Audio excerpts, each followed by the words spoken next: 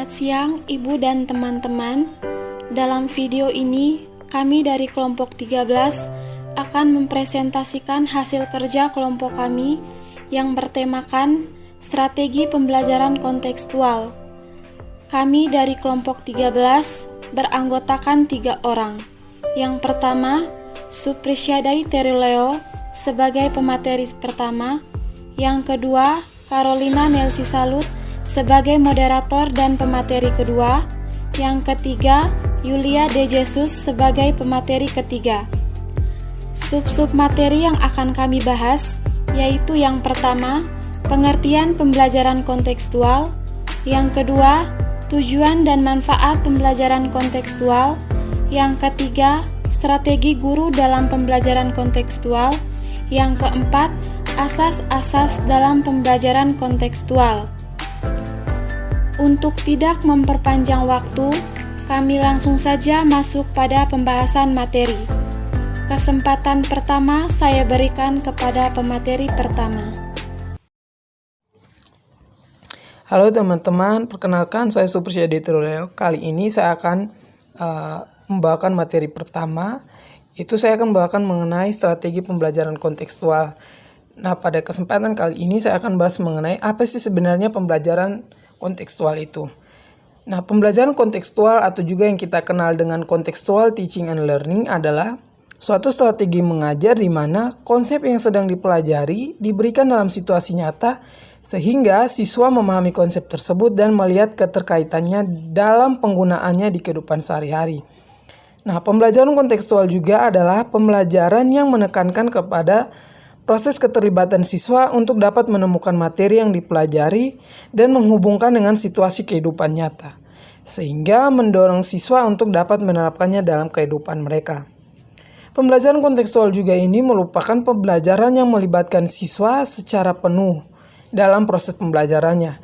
Siswa didorong untuk beraktivitas mempelajari pelajaran sesuai topik yang akan dipelajarinya. Nah, dalam pembelajaran kontekstual juga, belajar ini bukan hanya sekedar mendengarkan dan mencatat, tetapi belajar adalah proses mengalami secara langsung. Dan melalui proses mengalami itu, diharapkan perkembangan siswa terjadi secara utuh dan tidak hanya berkembang dalam aspek kognitif saja, tetapi juga afektif dan psikomotor. Nah, melalui pembelajaran kontekstual juga, siswa diharapkan dapat menentukan sendiri materi yang dipelajarinya.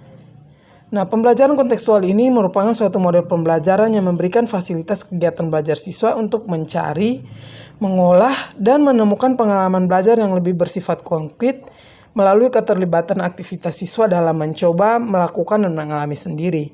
Dengan demikian, pembelajaran tidak sekedar dilihat dari sisi produk, akan tetapi yang terpenting adalah proses pembelajaran. Berdasarkan konsep dasar pembelajaran kontekstual yang telah dijelaskan sebelumnya, ada 3 hal yang harus dipahami dalam pembelajaran kontekstual ini. Yang pertama, pembelajaran kontekstual menekankan kepada proses keterlibatan siswa untuk menemukan materi. Artinya, proses belajar diorientasikan kepada proses pengalaman secara langsung. Proses belajar tidak hanya mengharapkan siswa menerima pelajaran, tetapi juga proses mencari dan menemukan sendiri materi pelajaran. Yang kedua, pembelajaran kontekstual mendorong siswa dapat menemukan hubungan antara materi yang dipelajarinya dengan situasi kehidupan nyata. Artinya, siswa dituntut untuk dapat menangkap hubungan antara pengalaman belajar di sekolah dengan kehidupan nyata. Hal ini penting karena dengan dapat mengkorelasikan materi yang ditemukan dengan kehidupan nyata, maka materi itu tidak hanya bermakna secara fungsional, melainkan juga tertanam erat dalam memori siswa sehingga tidak mudah untuk dilupakan. Yang ketiga, pembelajaran kontekstual mendorong siswa dapat menerapkan dalam kehidupannya. Artinya, siswa tidak hanya diharapkan dapat memahami materi yang dipelajarinya, akan tetapi bagaimana materi pelajaran itu dapat mewarnai perilakunya dalam kehidupan sehari-hari. Selanjutnya, tujuan dan manfaat pembelajaran kontekstual. Yang pertama, tujuan pembelajaran kontekstual sebagai berikut. 1. Meningkatkan ketertarikan peserta didik untuk senantiasa belajar sehingga mereka bisa mendapatkan pengetahuan yang bersifat fleksibel dan aplikatif dalam kehidupan sehari-hari. 2. Memperbaiki hasil belajar peserta didik melalui peningkatan pemahaman makna materi yang sedang dipelajari. Selanjutnya, manfaat pembelajaran kontekstual. Yang pertama, meningkatkan kemampuan peserta didik untuk berpikir secara kritis, logis, dan sistematis. 2. Pemahaman yang diperoleh peserta didik bisa bertahan lebih lama karena memahami dengan menerapkan. Yang ketiga, peserta didik bisa lebih peka terhadap lingkungan sekitar. Yang keempat, meningkatkan kreativitas peserta didik berkaitan dengan permasalahan yang ada di sekitar yang disesuaikan dengan keilmuan yang didapatkan. Selanjutnya, strategi yang harus dimiliki oleh seorang guru dalam pembelajaran kontekstual. Yang pertama, melalui pemecahan masalah. Artinya, seorang guru memberikan studi kasus yang biasa ditemui di kehidupan sehari-hari, lalu peserta didik diminta untuk mencari solusi atas studi kasus yang diberikan. Yang kedua, mengajak peserta didik ke tempat yang dekat dengan pemahaman materi. Misalnya, peserta didik diajak ke lingkungan sekitar sekolah, kemudian diajak ke perpustakaan. Hal itu karena suasana belajar baru bisa memunculkan pengalaman baru yang menyenangkan dan mudah diingat. Yang ketiga, menjadikan peserta didik sebagai pembelajar sepanjang hayat dan mandiri. Pada poin ketiga ini, diharapkan peserta didik itu selain mendapat materi dari guru, diharapkan juga peserta didik mampu untuk belajar secara mandiri, sehingga guru hanya berperan untuk mengarahkan dan mengontrol jalannya pembelajaran. Yang keempat, membangun komunikasi yang efektif. Kita ketahui bahwa setiap peserta didik memiliki karakter yang berbeda-beda, kemudian latar belakang sosial, budaya, suku, dan lain-lain yang berbeda.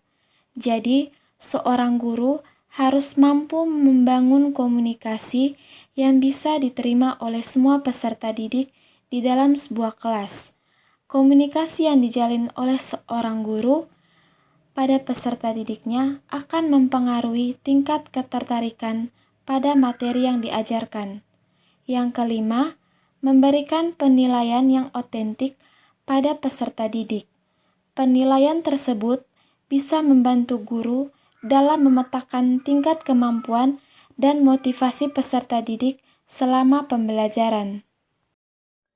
Asas-asas pembelajaran kontekstual. Pembelajaran kontekstual sebagai suatu pendekatan pembelajaran memiliki 7 asas atau komponen. Asas-asas inilah yang melandasi pelaksanaan pembelajaran kontekstual, yaitu yang pertama, konstruktivisme. Konstruktivisme adalah proses membangun atau menyusun pengetahuan baru dalam struktur kognitif siswa berdasarkan pengalaman. Oleh sebab itu, pengetahuan terbentuk oleh 2 faktor penting, yaitu objek yang menjadi bahan pengamatan dan kemampuan subjek untuk menginterpretasikan objek tersebut. Yang kedua, inquiry.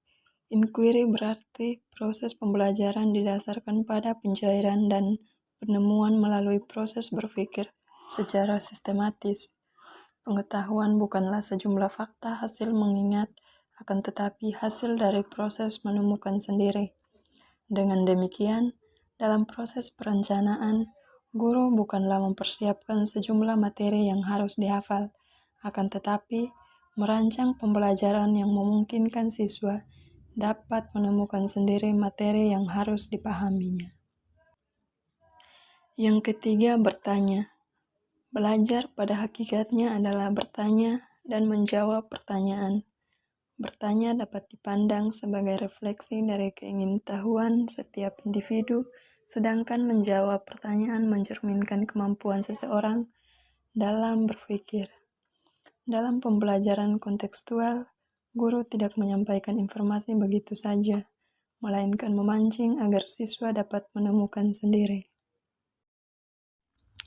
Yang keempat, masyarakat belajar. Konsep masyarakat belajar dalam pembelajaran kontekstual menyarankan agar hasil belajar diperoleh melalui kerjasama dengan orang lain. Kerjasama itu dapat dilakukan dalam berbagai bentuk, baik dalam kelompok belajar secara formal maupun dalam lingkungan yang terjadi secara alamiah. Hasil belajar dapat diperoleh dari hasil sharing dengan orang lain, antara teman, antara kelompok yang sudah tahu memberitahu kepada yang belum tahu, yang memiliki pengalaman membagi pengalamannya kepada yang lain. Inilah hakikat masyarakat belajar, masyarakat yang saling membagi. Yang kelima, pemodelan. Pemodelan adalah proses pembelajaran dengan memperagakan sesuatu sebagai contoh yang dapat ditiru oleh siswa. Misalnya, guru olahraga memperagakan gerakan senam dan guru kesenian yang memperagakan gerakan tari. Proses pemodelan tidak terbatas dari guru saja, akan tetapi dapat juga guru memanfaatkan siswa yang dianggap memiliki kemampuan. Contohnya, seseorang siswa yang sangat pandai dalam bidang seni tari, dia bisa mengajarkan ke teman-teman lain gerakan-gerakan dalam seni tari. Yang keenam, refleksi. Refleksi adalah proses pengendapan pengalaman yang telah dilakukan dengan cara mengurutkan kembali kejadian-kejadian atau peristiwa pembelajaran yang telah dilaluinya. Melalui proses refleksi, pengalaman belajar itu akan dimasukkan dalam struktur kognitif siswa dan pada akhirnya akan menjadi bagian dari pengetahuan yang dimilikinya. Bisa terjadi melalui proses refleksi, siswa akan memperbarui pengetahuan yang telah dibentuknya atau menambah kekayaan pengetahuan. Yang ketujuh, penilaian nyata. Penilaian nyata adalah proses yang dilakukan guru untuk mengumpulkan informasi tentang perkembangan belajar yang dilakukan siswa. Penilaian ini diperlukan untuk mengetahui apakah siswa benar-benar belajar atau tidak. Apakah pengalaman belajar siswa memiliki pengaruh positif terhadap perkembangan intelektual dan mental siswa. Penilaian yang autentik dilakukan secara terintegrasi dengan proses pembelajaran. Penilaian ini dilakukan secara terus-menerus selama kegiatan pembelajaran berlangsung. Oleh sebab itu, tekanannya diarahkan kepada proses belajar, bukan kepada hasil belajar. Demikian presentasi kami dari kelompok 13. Kiranya apa yang kami jelaskan bisa bermanfaat dan menambah wawasan untuk teman-teman semua. Mohon maaf bila terjadi kesalahan dan banyak kekurangan yang kelompok kami berikan. Sekian dan terima kasih.